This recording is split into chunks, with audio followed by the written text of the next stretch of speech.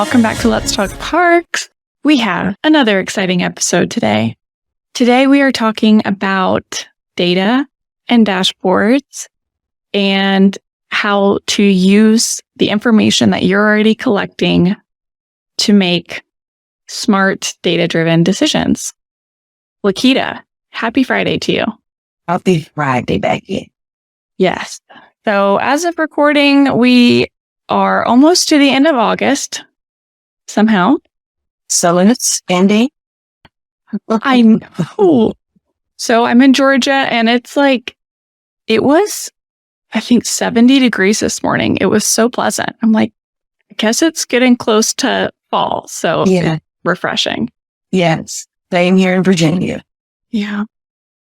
So that means we are just a couple of months away from NRPA. Are you looking forward to this as much as I am, Lakita? There's a rule. So excited. Cannot wait to join our colleagues from all around the world at this largest convening of Parks and Recreation professionals. And what better place to join together this year will be right down the street from you. We're going to be in Atlanta, Georgia. Yes. Yes. I'm excited. I'm really curious on, how it's going to go. And it's fun just to see everybody like from our team. I think we have 10 or so people coming in. Yeah. Yeah. So it's going to be fun to have us together. And a lot of us are speaking, or we have different things that we'll be doing. What are you going to be doing at NRPA this year? Well, as I said, I look forward to this every year. My first conference was in Seattle, 2003. Yes, I'm dating myself. So as I go into this upcoming conference, I'm in the second year of my second term for the NRPA Board of Directors. So we get to get together with our board to really look at our strategic plan. What are we doing for our members? How can our members benefit? And so I really look forward to getting with the team and with the staff to see what we've done over the last year, but talk about what we're going to do as we continue to be a support mechanism for the Parks and Recreation professionals around the world. That is awesome. I love that. And I think it's cool that you're so involved with different organizations and continuing to be involved in all that you do. One of the things I'm most looking forward to at NRPA this year is just connecting with others, because it's been a couple years since I've gone. I had a kid, and then we went to actually brought my son Phoenix to Phoenix. So that was a really fun time. But skipped last year. And now that it's in Atlanta, I just absolutely have to go. So it's going to be fun. And one of the things that, my session is actually around this topic of data-driven decision-making. And internally at BerryDunn, we've been also really thinking about how to do this and what does this actually look like. I think oftentimes we hear that buzzword of data-driven decisions. And it's like, what does that mean? How can we actually use data to make smart decisions and improve our operations? And I think And tell me if you think otherwise, Lakita, but it seems like there's no lack of data in Parks and Recreation. Like plenty of data is being collected, but what I'm seeing is that a lot of times it just sits there. Like it's not really being used or implemented. Is that also what you found? Yes. And it's interesting. I immediately thought about a class that I teach at Director School that talks about advocating for community needs through recreation. And we talk about the data. And as we talked about, we have all this data, but what are we truly doing with it? Are we collecting the right data? What story are we trying to tell? And that's what I find mostly from the students that are current directors and future directors. And even when we go in and work with our clients, it's like we have all of these spreadsheets and these documents and we have the numbers for registration, but what are we truly doing with it? Yeah, exactly. And I think it's spreadsheet overload. Like there's too many and they're being stored in all sorts of different ways and all sorts, on everybody's computers. And it's just like, it gets to be too much. You start out with good intentions, but then the next thing you know, you have a spreadsheet with thousands and thousands of rows. And it's just like, oh my gosh, what am I supposed to do with this? How do I interpret this? And I think, part of what we've been discussing internally too is like a lot of what our role is looking at the data from, program registrations or like survey data or engagement data. And we're trying to make sense of it and figure out, okay, what does this mean? But again, it's not for lack of collecting. And I think oftentimes like another example of this is you may ask of your program participants, how was the program or where did you learn about this program? And oftentimes that may just even be on a sheet of paper, right? Like it. Yeah. Yeah. And so the methods for collecting that definitely plays into it. Are you just collecting stacks of paper? What are we doing with this? Or are you the type of person that's collecting spreadsheets and just trying to fill it in? Or are you thinking about how do we put this all together? And I think a really effective way to do that is using dashboards. Yes. So when we talk about dashboards, it probably looks a little bit different to everyone. Mm-hmm. In my mind, it's really as simple as the chart and tables, the information in a really accessible visual format that is interactive so that people can use the data how they need it. And I think in Parks and Recreation, there's several different things that you can look at. And there's, I'm sure, many things that are not even on our radar right now that will come up in the future. Some of the things that we're looking at, I'll just give a couple different examples, and then Lakita, maybe we can just go back and forth and brainstorm too. Sure. So one of the things, and we have I'll give an example with the client. But so one of our past clients, and actually they were featured on the podcast, which was Penn Met Parks in Gig Harbor, Washington. They used a dashboard that was actually created in Smartsheets. It's a software. And they created an implementation dashboard for their strategic plan. Oh. And so it's like at a high level, what's the progress of the various tasks in their strategic plan and who's responsible for it. And, if you can think of like different gauges and different, bar charts and, a list of initiatives and things upcoming, that's kind of what it was. And that was one of the first examples that I saw that I really realized, okay, that because they created that on their own, they realized that they needed a tool to make the most out of the planning effort that they just went through. And to me, that was a flag in my mind of like, okay, this is something that's needed so that we can collectively track progress moving forward. I think that implementation piece is really, really important. And now we're actually building out several implementation dashboards for our clients so that they can take what they just invested a lot of time and money and resources in and actually put it to use and track it. So that's pretty exciting. What do you think, Lakita, about that? I think that this coming out of the field just a few years ago, the importance of the interactive piece of the dashboard that you just talked about. Can you talk a little bit more about when you say interactive with the dashboard? Because I think that sometimes we think, well, it's just another graphic. No, talk about it when you say interactive dashboard. What's interactive about it? Mm-hmm. So one of the things that makes it different from, let's say, a static graphic is the ability to really drill down. And I use that term because a lot of the dashboards that I'm creating that I'm really interested in are built in Power BI, right? So it's actually like a drill down feature where you can apply various filters. So for instance, if you want to just look at a particular year or a particular season, you could change the date so that you're only looking at data for that particular time period. Or you could look at location. So right now, you and I are actually working on a project in Athens, Clarke County, where we're looking at program data. And to be able to see all of the different locations where their programs are offered, and then be able to select one of them and get a breakdown of, okay, how many programs are offered here? What's the total registrations there? How many people are on the wait list? What percentage of programs are offered there?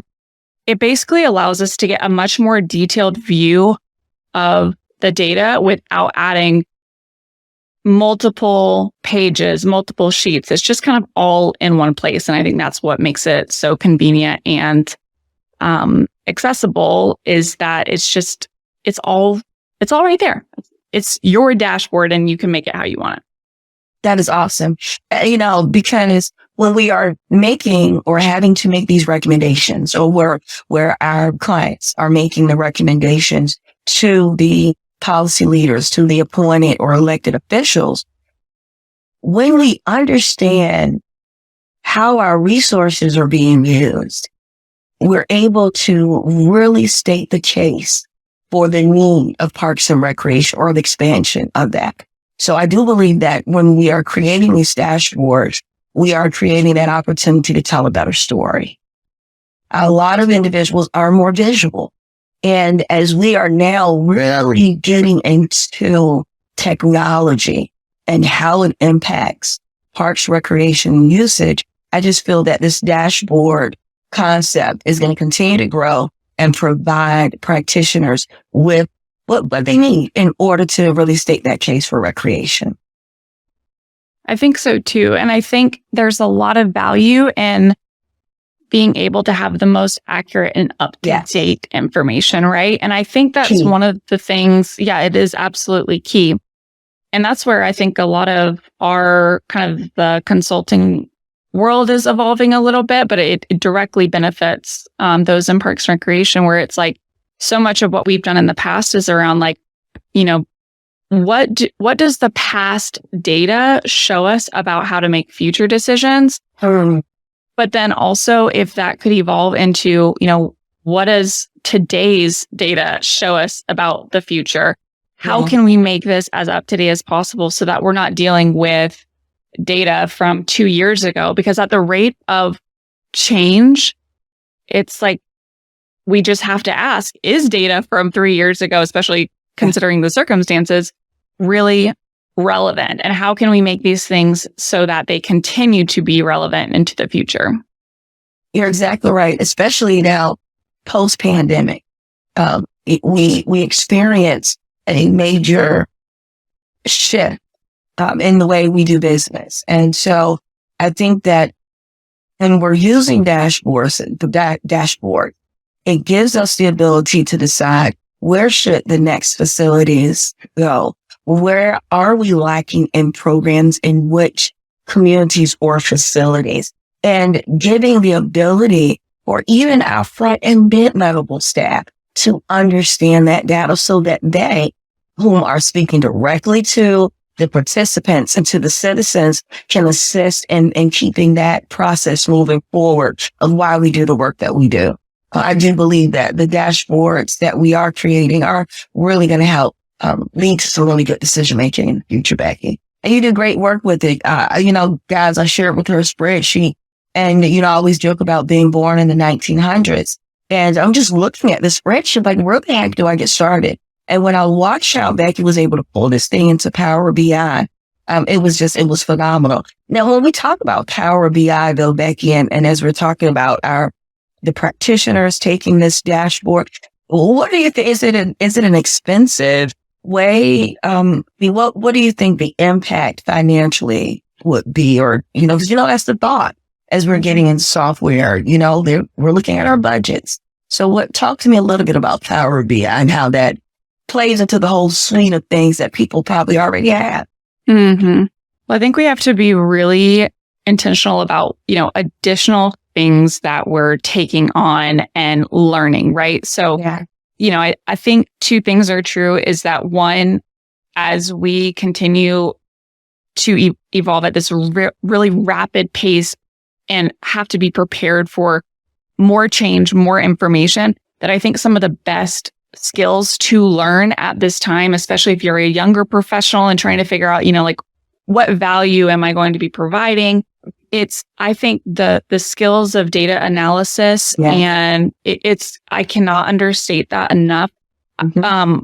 I think that we have to be really open to how we develop these dashboards. And I've always had it in my mind of, you want to create something that is accessible and hopefully already that's being used in some way by the organization, right? It's really challenging and you need to be prepared if you're going to bring something brand new to the table. There's lots of different tools to use. I mean, Tableau is a popular dashboard tool.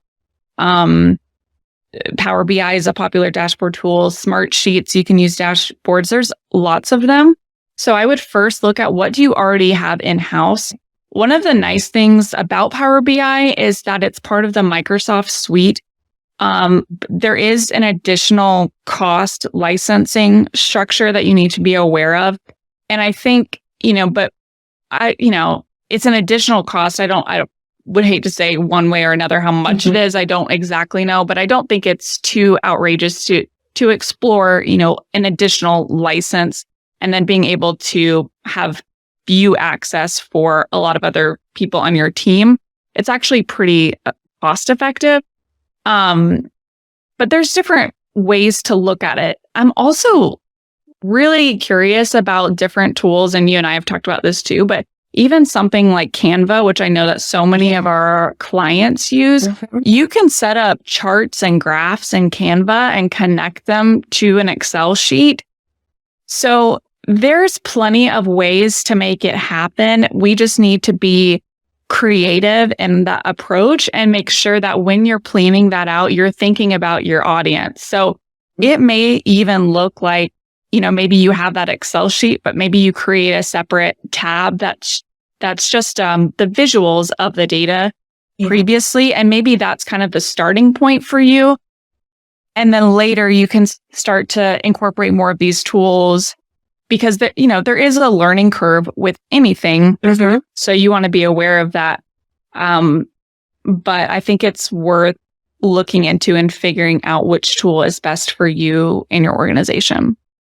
Thank you for sharing those various tools. And it was something that you started out with when you were answering this question that immediately stuck with me, and you probably know what it is. And you talked about young professionals and finding that space and how their skill sets fits into the overall organization and how data analysis is crucial for us. I truly believe and support that. So if there are any young professionals or newer professionals that are looking at, what do I need to have in my toolbox? Data analytics is one of those things that I would definitely recommend. Absolutely. And you think about making the case to city council or your park board. How do you do that? How do you do that in a way that encourages them or helps them understand where you are today and what you need in terms of resources and staffing and funding in order to do the next thing that you believe is important? You have to have the data to support that. If you don't have that to make the case, then it's going to be really challenging to get what you need. And so even if you're not, making those presentations at this time, what about if you're supporting or, actually collecting that data or trying to organize it for those leaders in your organization? There's a lot of opportunity there, but you have to be able to know enough about your organization to figure out, okay, what data would help us make those decisions? Yes. And then figure out if you can collect that in a way that where it comes together and it creates that story that you're trying to tell. And we always say that, like, we're trying to tell a story, but it's true. We have to make the case for what we want to do. And so often data is a part of that. I remember the very first time as a director that I pulled data specifically for a decision that was being made. And it was for the hours of operations for a new community center. And we pulled the data that we had collected for 6 months from the opening, where the swipes, where people come in and read the files or swiping their card. And of course, it was recording the times. And so we had a situation where I went and I cut the hours back, and city council was like, why would you cut hours?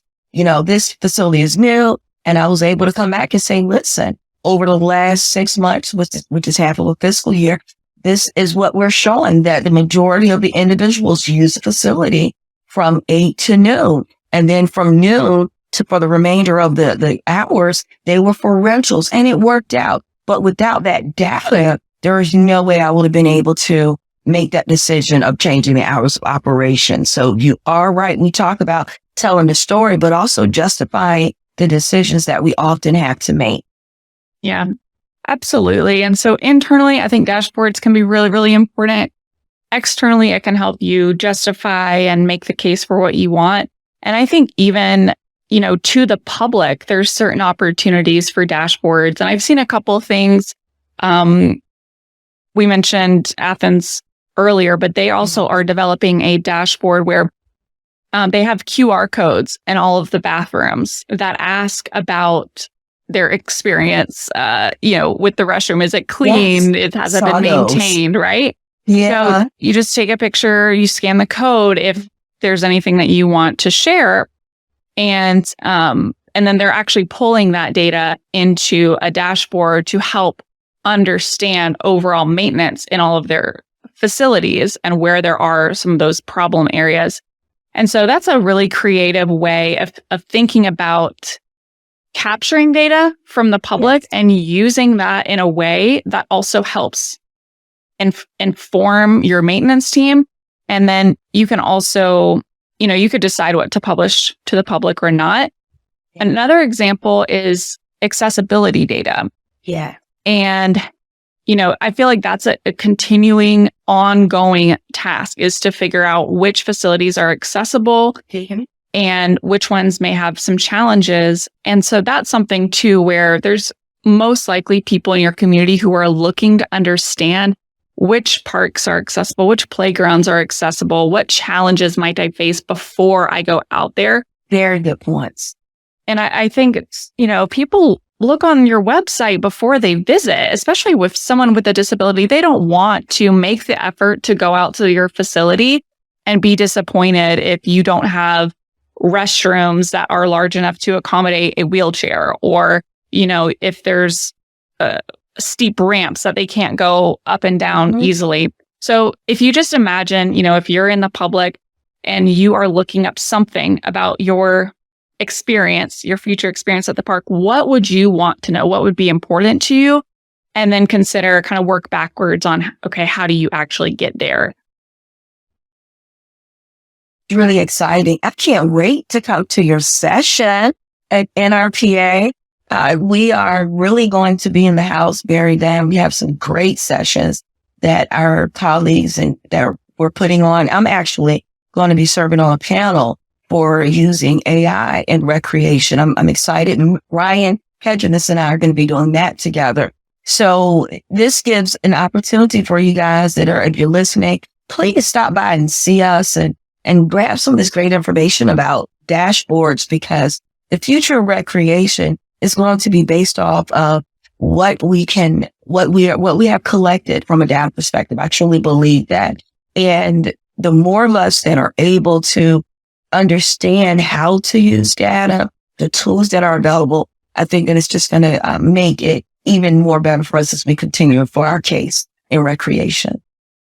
Yep, absolutely. Well, Lakita, thanks for talking today. Always fun. And always. Yay. All right. Well, until next time, everybody, let's talk parks. Bye.